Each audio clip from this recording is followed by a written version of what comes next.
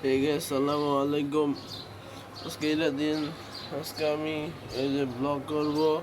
এই যে আমি ঘুমাতে ব্লগ শুরু করে দিচ্ছি। সালামে ঘুমাচ্ছে, ভাবতে পারেন আমরা।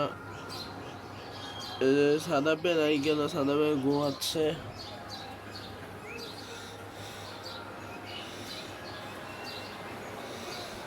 পুরো ভোর সকাল।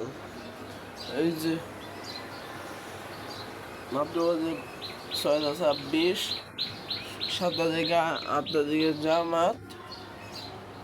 তখন মসজিদে বা সাদা যখন উঠবে তখন দেখা হবে।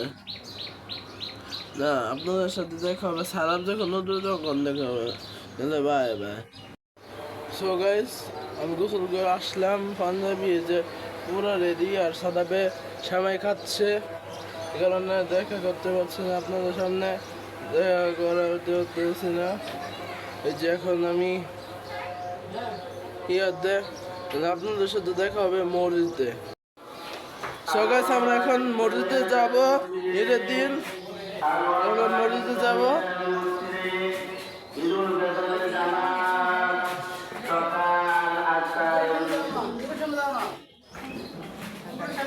এই যে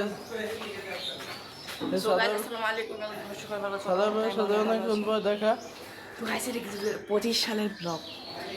2025 সালের ব্লগ। আপনারা সাবস্ক্রাইব লাইক করবেন ঈদের দিনের জন্য। আপনাদের সাথে দেখা হচ্ছে মসজিদে। By bye. সো গাইস, আমি এখানে মসজিদে এসে পড়ছি। যে আমি আর সাদাব একসাথে পড়েছি। আমরা এখন বয়ান শুনতেছি।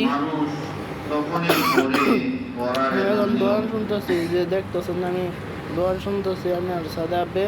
যখন আল্লাহ তাআলার কোন নিয়ামত বান্দা যখন পায়, নিয়ামতটা পাওয়ার পরে